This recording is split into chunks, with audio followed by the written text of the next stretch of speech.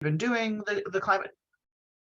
Oh, sorry. The lessons learned from some of the prior years that we've been doing the challenge from when we started kind of just regional and we've expanded statewide.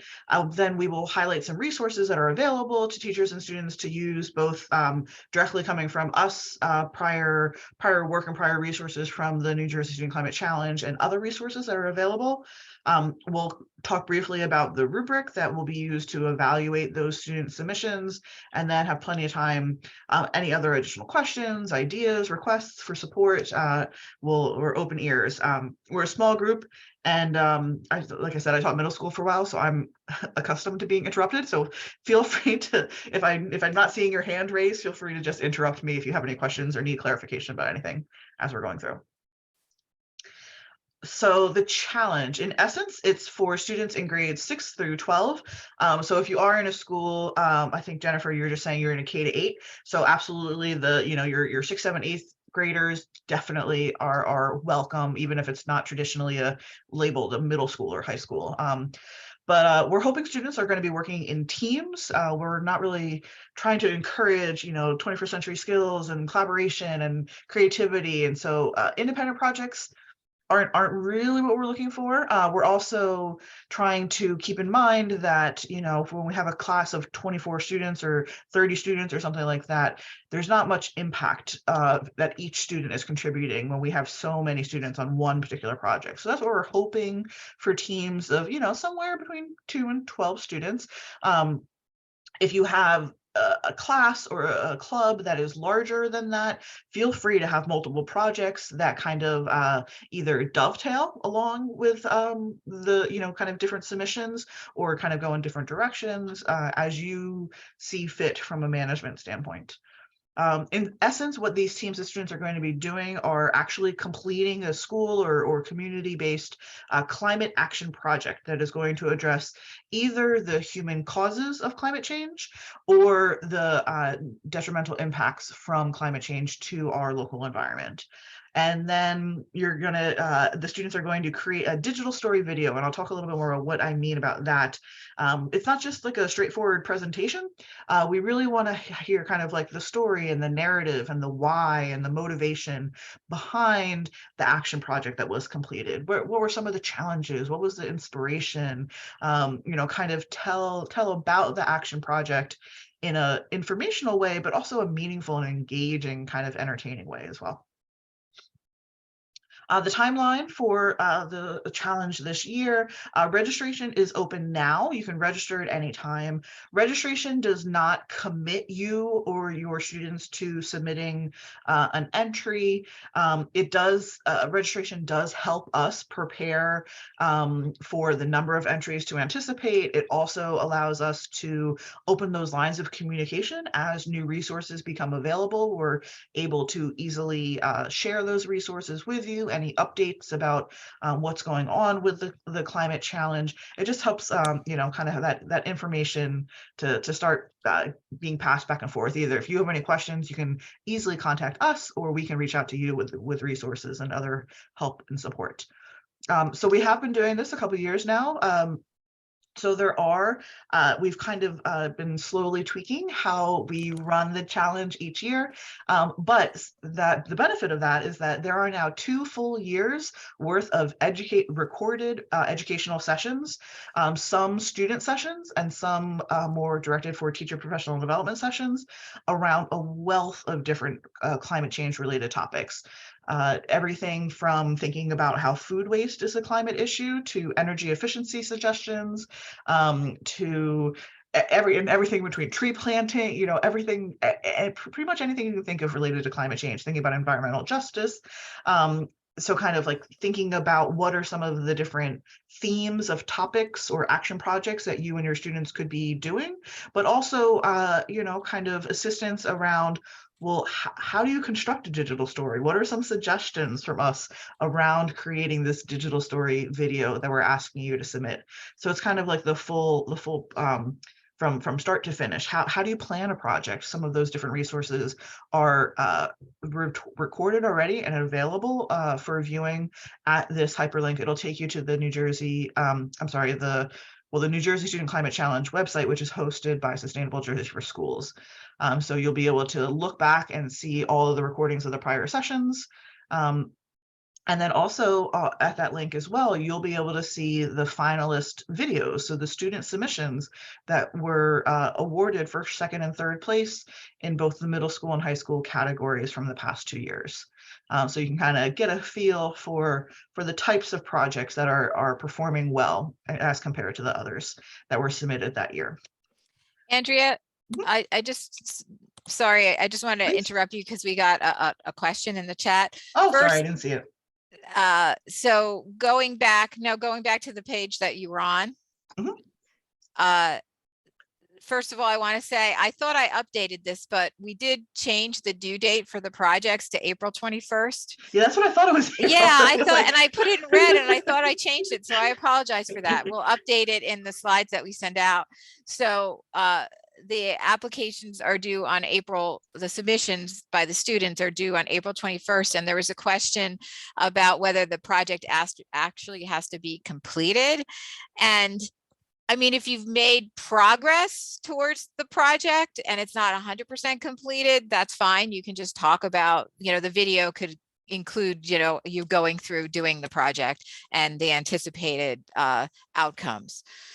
Also, if you have already been doing projects in your school, you can pick a project that your students were already involved in, and then they just have to kind of go back and do the video and complete the submission form, which we'll go over later, but ask a couple of questions like what is the connection to climate change and things like that. But it doesn't have to be a brand new project if you already have projects in motion in your classrooms that fit the criteria.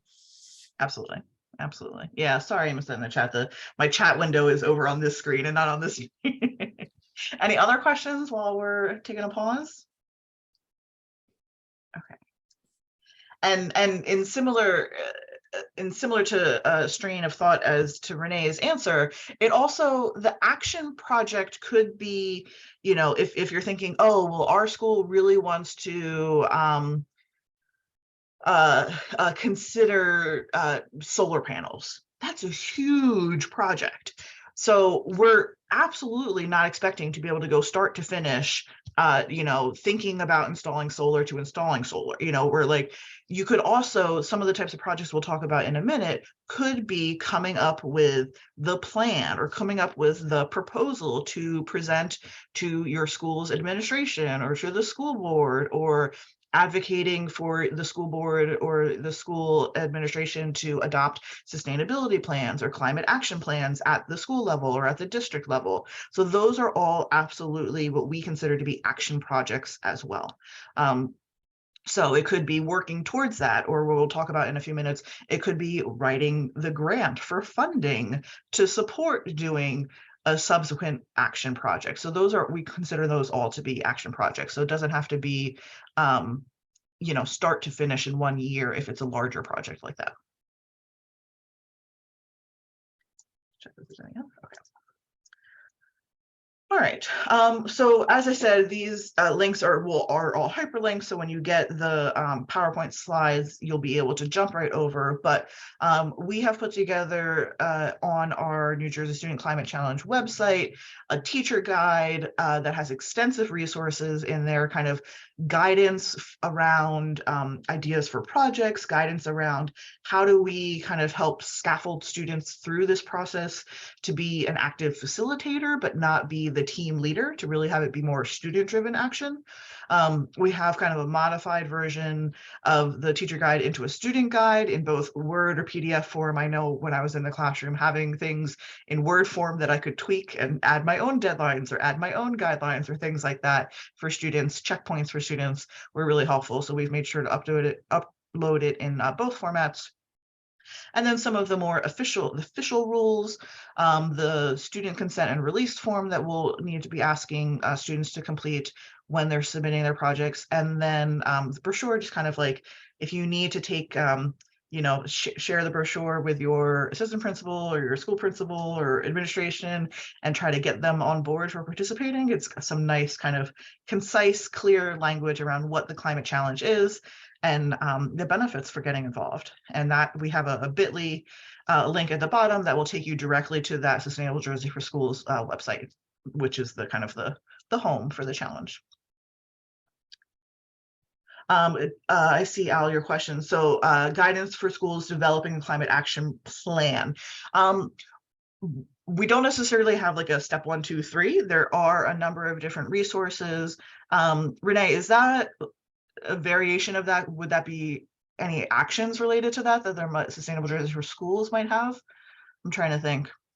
No, but we can do some research. I'm sure we can look into that. And the first place winner in the high school category last year, the students developed a proposal for the school board to, set up a committee to do a climate action plan, and they kind of reviewed the different categories that the plan should include. So I think I have a copy of that. The video was really good. You could take a look at that on our website, but I'll look to get a copy of that and send it to you, Al. And then there might be some other resources like on the Subject to Climate website. Yeah, we can definitely continue to investigate that, but yeah. All right. So for the next few minutes, just a couple of things that we wanted to share more specifically about the climate challenge and some of the lessons that we've learned from some of the more successful student submissions over the past couple of years. And so there are 4 main lessons, and I'll kind of introduce them all and then go into each one of these 4 in a little bit more detail. But first lesson is that the student submissions and the student videos really need to highlight that connection between the action that they did and the impact on climate change. Second is to actually complete a project, not just kind of create an informational video.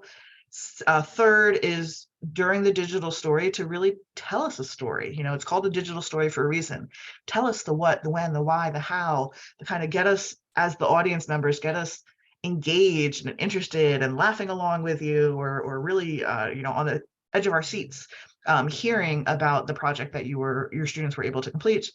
And then really, we're finding that a lot of the submissions that have been most successful when they're very well connected to either curricular units of study or kind of after school environmental club activity. So finding that it's not just like a one-off, kind of a quickie little thing that we're doing, but kind of trying to find ways of building those connections between student learning, either before either during or after school, and this action project. So let me go ahead and break these 4 down a little bit further. So if you're here, you probably have a general understanding of climate change, but this is the super simple, in my mind, kind of explanation of climate change, right? There are some human activities or causes of climate change that are leading into increased concentrations of greenhouse gases in our environment, which then through amazing science phenomena leads to climate change, which then we know is having negative impacts on our environment. And our livelihood here on the planet. So we can focus our efforts to mitigate climate change or to adapt to climate change in these 2 different areas. So if you're focusing on projects that work to decrease the human-related causes of climate change, that is called a mitigation project. If you're focusing more on, well, how do we deal with the negative impacts of climate change, that's called adaptation. And so not that we have to, it'd be great to use these terms, but my point here is that we really need to make sure that the projects that the students are doing fall into one of these 2 categories. So let's take a look at what some of these different categories of projects could be.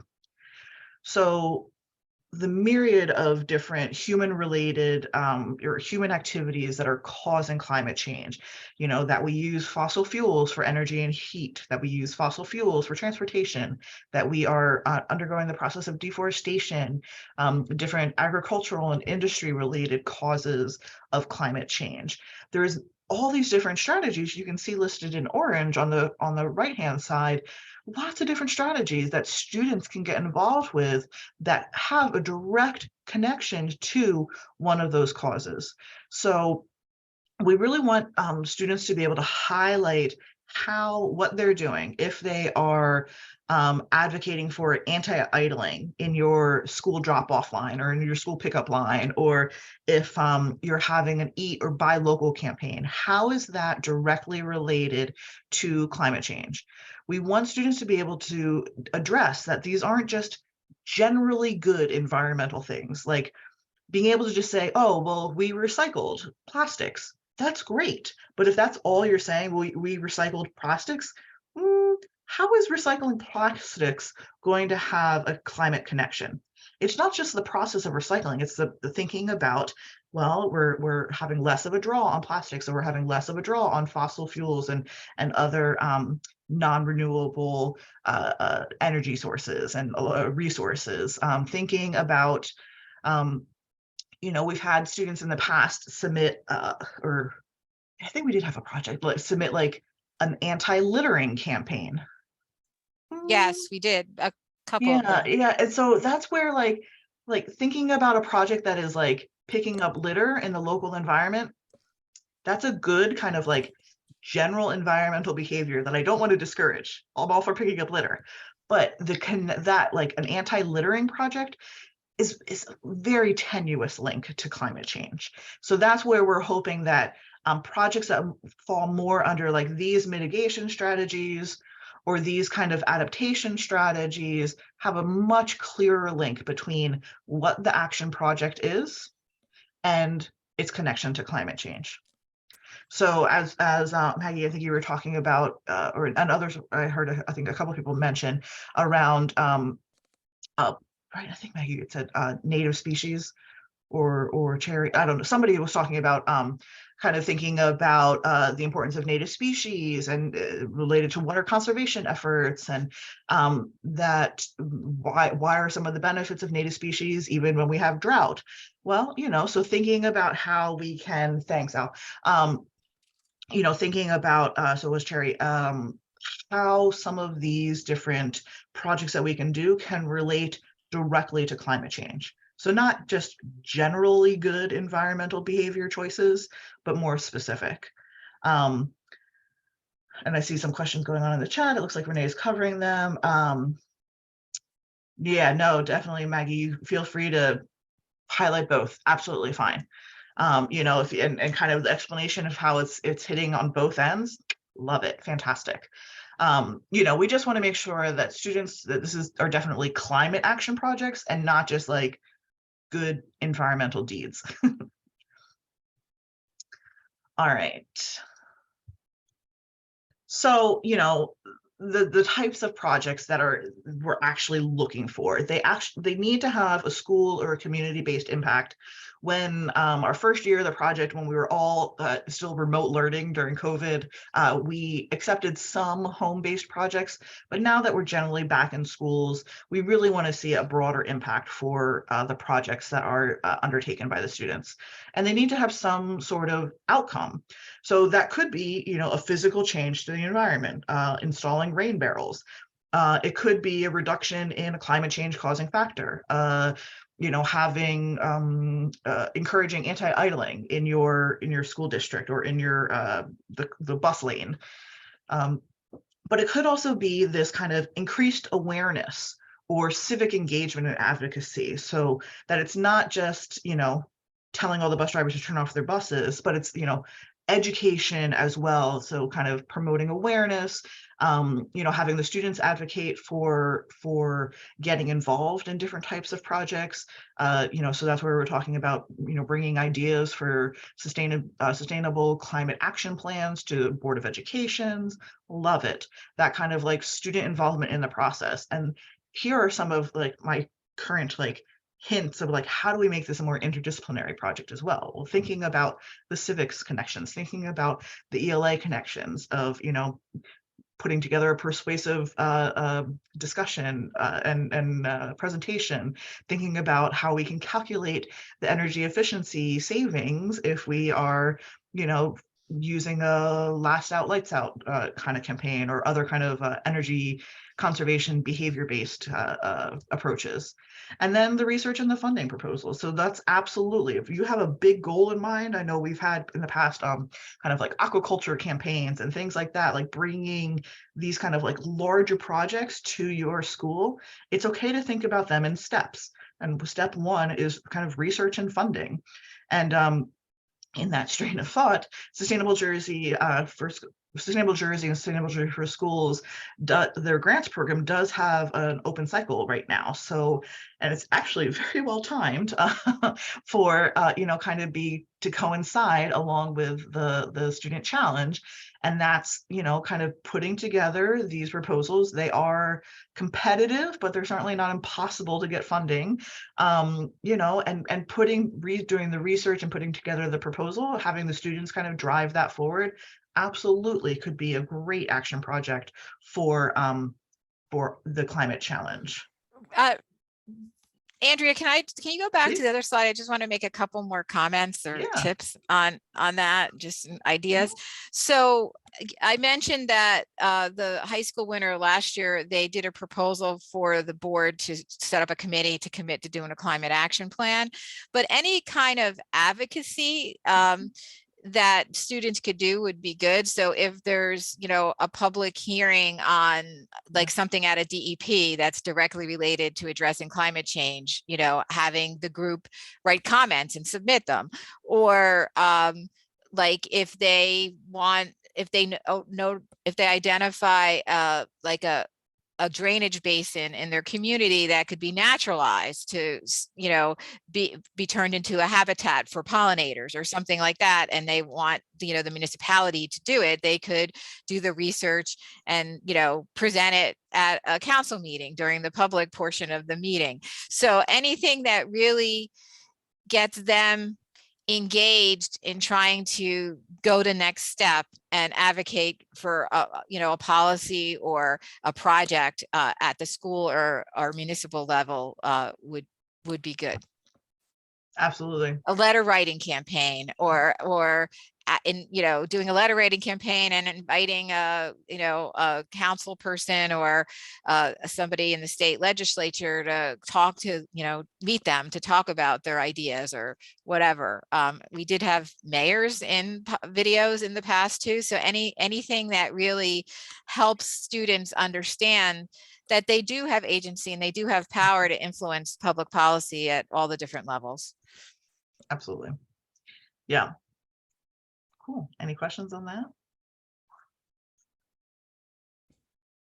I think we had our first year, we had a school kind of worked with locally like grocery school or grocery store to kind of be like around like climate friendly food choices and kind of like advocating for meatless, so kind of there's some different strategies to be thinking about how you could bring it to your community. So some examples of previous sessions, I kind of gave a preview of some of them, but like Renee was just talking about, that we've had a session around how can students really get their voices heard? How can they be involved more in a civic engagement in their environment? How can we advocate and support opening those conversations to encourage others to change behaviors? All sorts of kind of energy related, waste related, trees, kind of natural environment, lots and lots of stuff. A wealth of different sessions are available there. So now turning to, I think it was that third lesson of, really creating a digital story that is compelling. So the difference in my opinion around what sets a digital story apart from like, I've been in the classroom, I taught middle school for a while, and now I work with, undergrad and graduate students. There's still plenty of students when they're putting on a presentation, they're reading the PowerPoint slides. Not very compelling. So what really sets apart a digital story versus some other kind of like informational presentation is that a digital story is really going to have that personal storytelling components, those aspects that like share with the audience members, like the why, the how, the narrative behind the video. So it's not just this is the project that we did, here's the outcome, done. It's telling more so around, being able to connect and help students see that we can use digital story to connect with our audience on an emotional level, on an inspirational level, and connect them to experiences that we've had and experiences that others may have, especially as it relates to climate in our circumstances. Digital stories also help to communicate perspective and perceptions, and kind of why students get to have their voice heard in why this particular issue or why this particular action project was something that was meaningful to them and important to them.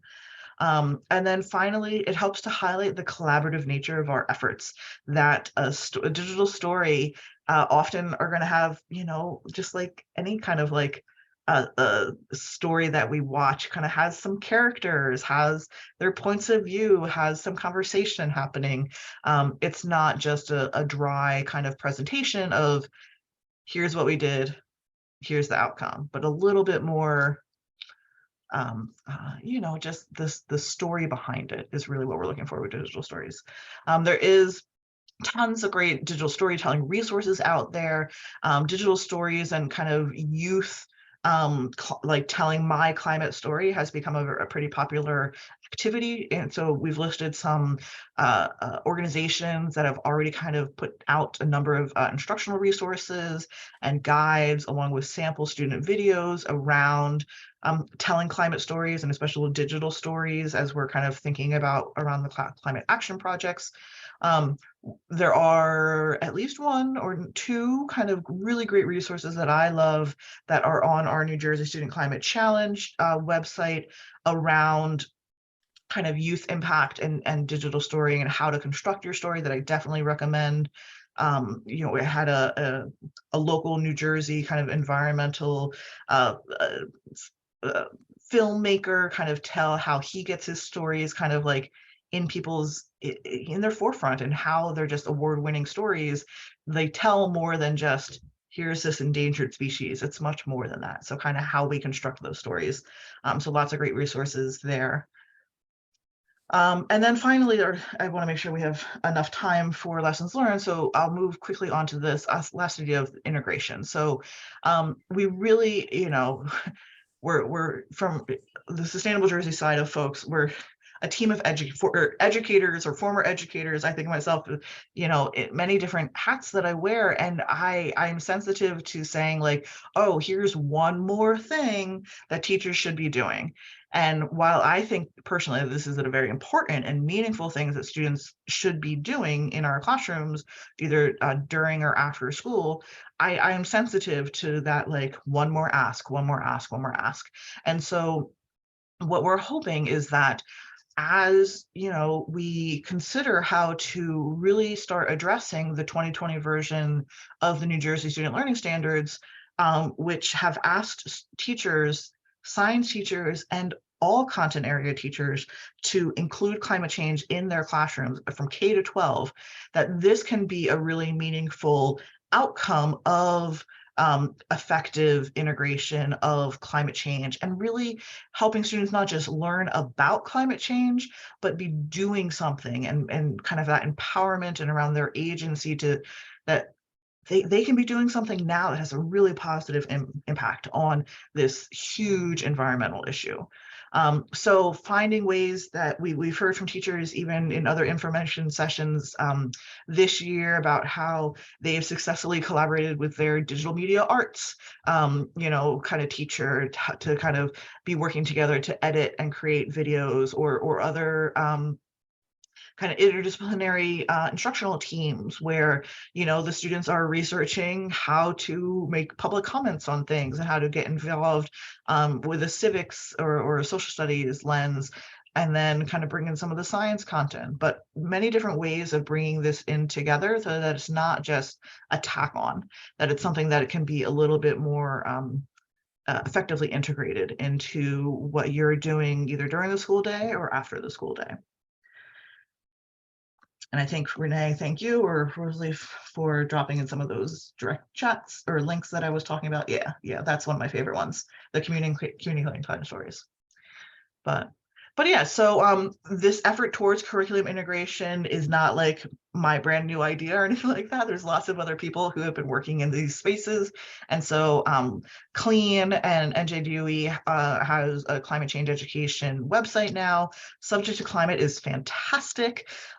They run for us the New Jersey Climate Change Education Hub, which has really great exemplar lesson plans and action projects that have a New Jersey lens to it or connected to the New Jersey Student Learning Standards. The teacher-friendly guide to climate change, if you feel you want to brush up a little bit on your kind of climate change knowledge, that's a great resource as well.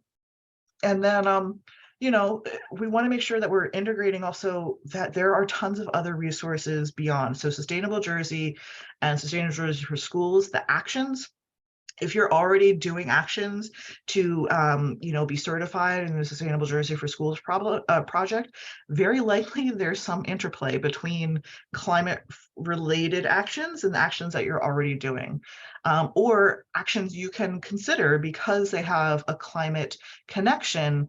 And Sustainable Jersey for Schools has so much amazing guidance around, you know, recommendations and examples how other schools have done climate friendly actions. Tons of resources on the website. We also, you know, thinking about bringing in the broader community, you know, thinking about local colleges and universities, thinking about other nonprofits in your area, technical assistance from, you know, from cooperative extension or other NJDEP or BPU, and then even your local municipality or your local school green teams also can be really have folks, adults that are on these different organizations that have a wealth of like technical expertise that can be a resource for your students. And we love to I see those collaborations as well. Andrea, I just wanted to add, if you're interested in doing stuff like on native plants or tree planting, the Shade Tree Commission, if your town has a Shade Tree Commission, which if you go on your town on the town website, I mean the town that you teach in, you can go on the municipal website, and a lot of towns, probably the majority of them, do have a Shade Tree Commission and or an environmental commission, and those are good resources, because like if you're interested in doing a community project, they could kind of give you guidance and assist you. Or even if usually the Shade Tree Commission people and even the environmental commission people probably have people that are really committed to doing like tree planting and really into trees. Or I know I'm on the environmental commission on my team, and I have a woman that is like so into doing pollinator gardens and like restoration of drainage basins to be, you know, milkweed fields. So there's probably lots of people passionate in the community that would be willing to help. I know last year, one of the projects, they did work with their environmental commission, and the environmental commission gave them guidance on it. So those are good resources that your students could research themselves, you know. They could attend, and that's a pretty cool thing to do. They could attend the Shade Tree Commission meeting or Environmental Commission meeting and, you know, speak at that saying, we're interested in doing this. Do you have any ideas? Usually they meet on a monthly basis, and it's published. The meetings are published, you know, on the website. But yeah, you know, because we really I will speak for myself that I strongly, you know, adhere to the idea that students can have a very positive impact on this huge issue, but we also can show students how they're not in it alone, right? Climate change is an enormous issue, and that there are lots of folks working in this area right now, but students have just it's really hard to say no to students when they're asking for, you know, when they're well prepared and you know, well spoken on these environmental issues. You know, public policy makers have a real hard time saying no to students when they advocate for these fantastic environmental choices. So there's lots of fun stuff going on there. But I think just very briefly, the rubric. So when you actually submit, you'll see the students are submitting the digital story or the video itself, and then accompanying it has just a few kind of like written components, which I'll kind of talk about those in just a moment. But the video is going to be judged The first row here is about the creative element. So this is really where I'm looking for, and our other evaluators are looking for, was the video engaging and creative and able to get the message across in a way that wasn't just an informational presentation. And then, we wanted that second row there around that the project clearly addresses the human impact on the environment, and they're able to kind of describe that cause and effect relationship between human activity and climate change. So really, we're trying to see them make the case for why this is a climate action project and not just an environmental project. And then finally, that the action project itself really, focused on a solution, focused on something that is clearly can have an impact on climate change and can be implemented in other schools as well, hopefully. And then the narrative components, come on, are asking students to, because we know the videos are only intended to be less than, around, I think we say 3 to 5, but around 5 minutes in length. And so sometimes if you're being creative and engaging in the storytelling, you can highlight some of that science. But we really want to make sure that there is good climate science or climate change learning going on. And so we ask students to kind of create those written descriptions as well, to make sure that if they kind of just briefly mention something in the video, that they can further substantiate their new understanding or their new learning around climate change in the application. We're talking like, I think it's like 250 words. So we're not talking about like, pages here. And then there are some other written project components where we're asking students to just kind of describe, create a summary of the project. What were some of the challenges you experienced, so on and so forth. So the actual application itself has all of these things broken down that you'll be able to view beforehand. But those two components are equally weighted. So across the board, the video has, I think it's like a 3/5 of the points, and the written components have the other 2/5. And Andrea, I just want to stress, you mentioned like 3 to 5, but shorter is better in some senses, because it can be more upbeat and you can get it across and kind of keeps moving. So more easy to share, have broader impact. Yeah, don't think it has to be 5 minutes. It could be 2 minutes if it covers everything that needs to be covered. Sure. Absolutely. Yeah, and don't belabor the point either. All right, so I think, so here's some of our contact information. I'll put this slide back up in a moment, but just some additional resources just to make sure. So this is the direct link to the New Jersey Climate Change Education Hub. Lots of great teaching resources, exemplar lesson plans that New Jersey teachers have written and contributed to this hub, kind of professional learning to help increase your own personal knowledge, guidance for school boards. So that might be interesting to something to check out if you're thinking about having the students, present to your local school board. And then lots of you can search by all different content areas, action projects, so on and so forth. So this will, I want to recognize that or would like some time for questions, but lots of cool stuff here. So if we have time, we can pull it back up, but let me go ahead and, there we go. See all your wonderful faces again. So what other questions do you have, or what resources would be helpful, do you feel?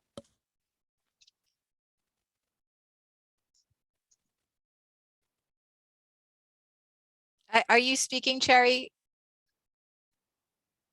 We can't hear you.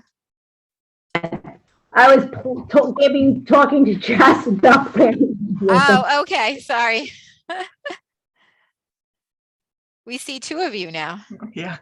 I guess one comment that I wanted to make, in terms of tips, is again, Andrea stressed making a clear connection between climate change and not just general environmental.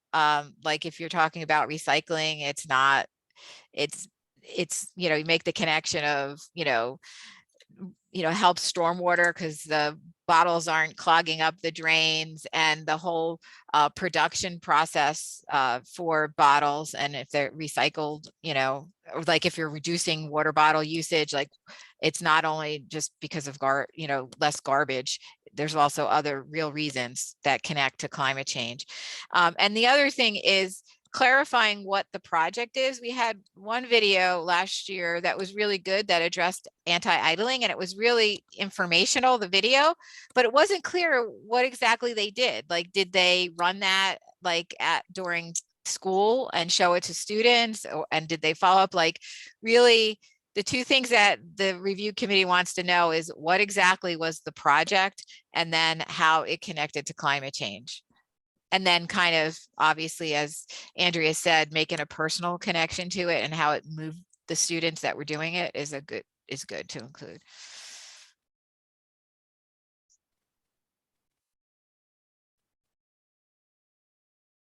And again, sorry, there has to be some kind of ending project. So we did have a submission last year where these students did these like great projects, but they didn't share it outside. Like, it was a plan to to put like emergency shelters in different places in their town, but they never told us what they did with it. Like, if they went and presented it to the council or the chief emergency officer of the town, they didn't take it to that next step to really make it a project that went beyond their individual group's research.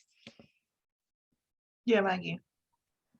Just to clarify, so we have a project that attacks both ends, but we plan on launching it on the Earth Day event, which is April 30th. So we can still make a video on it, right? Absolutely. And tell you what we're doing. And then the educational piece is going to be launched on the 30th with the community. That's what the students have decided they want to do so that they can get the education out. And then we've already connected with the Environmental Commission, our school, and the actual, let's say, building portion of it, where we're going to try to get grants and do it in the fall. So that's okay to submit that type of, like, if that timeline is okay to be, let's say, competing this year. Yeah, I would say that you would emphasize your connection and collaboration with the Environmental Commission, and at least apply for, funding in some way, either, write the council to get funding, or the Board of Education or the principal to get funding, or apply for the Sustainable Jersey grant, something that shows that you're moving, you're moving it along, that it's a real thing. Well, the Hope Club itself fundraises as well. So okay. Yeah. I can show that. We did want to try to get the funding from Sustainable Jersey, like try to get a grant. But I don't know if I can do so many things all by March 10th or 21st, and it's April 21st is the deadline. April but 20th. March 10th is the deadline for the grants. Yeah. Let the students write the grant proposal. I could do that. Yeah. Yeah, we've had students write really good grant proposals. I mean, you have to get a resolution from the Board of Education that authorizes it, but that's not due March 10th. That's due a little bit later.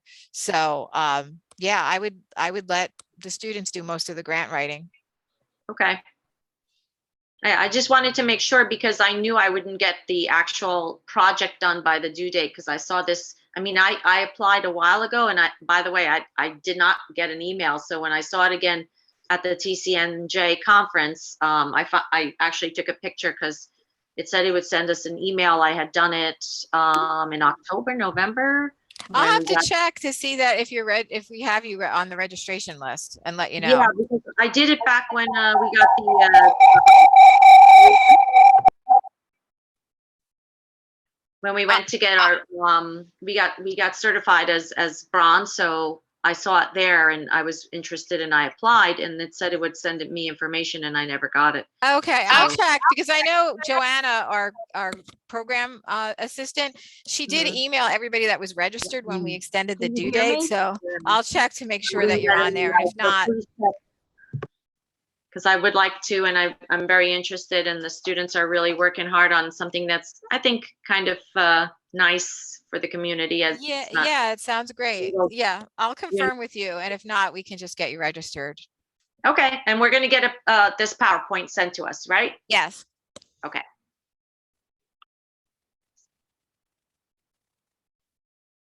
Any other questions or thoughts? Yeah, Cherry. Okay, I'm so sorry. I'm so bad at this. I'm so much better at Google Meets. I have a question, like, especially with our pollinator garden. We put our pollinator garden in probably 2014. It's been there for a very long time. We applied for grants. We've had master gardeners from Rutgers who helped us plan it, build it, and we're at a point. Milkweed is a very big thing. We've done the Marin project. The kids are going to do a research project with milkweed. Our biggest issue right now with it is that it just got so destroyed by the weather. So this year is like us rebuilding it. We fundraise with it. We even participate in the Toms River Expo. Last year they created boards to educate the community about the importance of native species and using native species and pollinators. Is that something that we can continue off of, or do we have to start fresh? Like, Yeah, no, I would think you could definitely still continue off of. I would probably advise, especially with the very, time sensitive outcome that you all just saw this past summer was the impacts of severe weather and drought. And so whether that is, connecting with the, cooperative extension or some other kind of technical organizations that could help you think through, like, well, how can we better protect this? The native species are great, but they're still not, it's not like the golden solution to it will be always resistant to drought. But how can we encourage it to be even more drought resistant? Or how can we think about rain barrels or other kind of alternative I won't say solutions to drought, but certainly, mitigating strategies. And that is one of the things that we are doing is we have rain barrels that are literally sitting in my classroom right now. So they have to develop how to bring it outside and catch the rain off of the shed. So they have to figure that out because where the garden is, it's not by the building. It's right next to a drainage basin. So how can we utilize the rain barrel? So they have to come up with a solution to catch water into the rain barrel that we can use it. So that's I would think that, kind of going through the steps of this process, to kind of have a positive impact to adapt to some of those likely future droughts could absolutely be a project. Yeah, and Renee, what do you even think? I mean, even it doesn't necessarily even have to capture it off the roof. It could be just capturing it from the downpours that we have. And so you can put it around, put them around the garden. Yeah. And if you're doing like a replanting plan because you said it was decimated, then then that would include it. So it kind of, you could tell the story from the beginning to now what you're having to do. Like the story never ends, right? Like you think you do something and then, you come across adversity and then you address it. And the whole thing with native plants is that what's native is going to be changing as our climate changes, right? So it used to be that one thing was native and now they're having a hard time surviving, but maybe something that was native in like North Carolina can be native now because our climate is changing. But those are things that like Rutgers Cooperative Extension can help you with. That's perfect. Or the Tree Foundation or lots of different resources.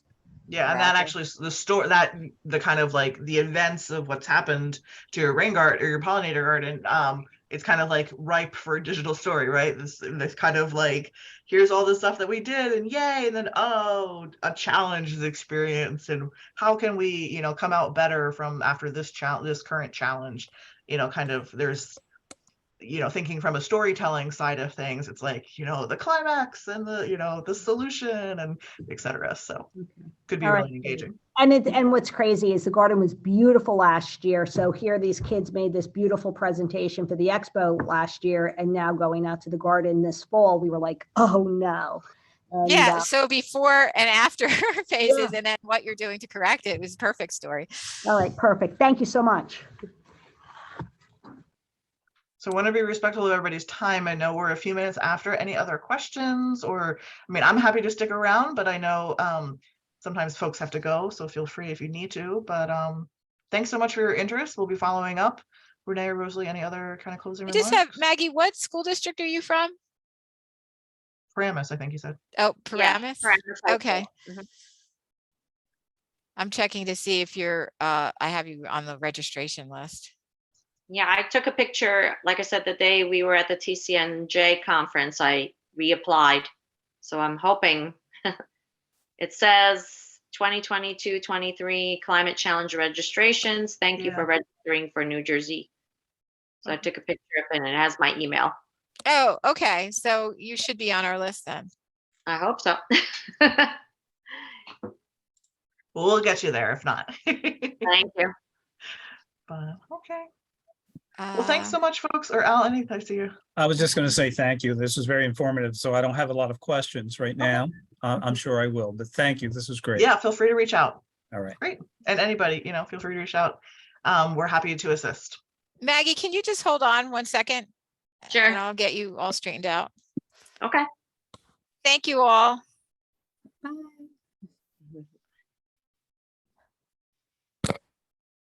So I don't see you on the list, Maggie. Renee, do you want to stop the recording? Stop recording. Yeah, that's a good idea. Yeah. Like I said, I do have, I don't know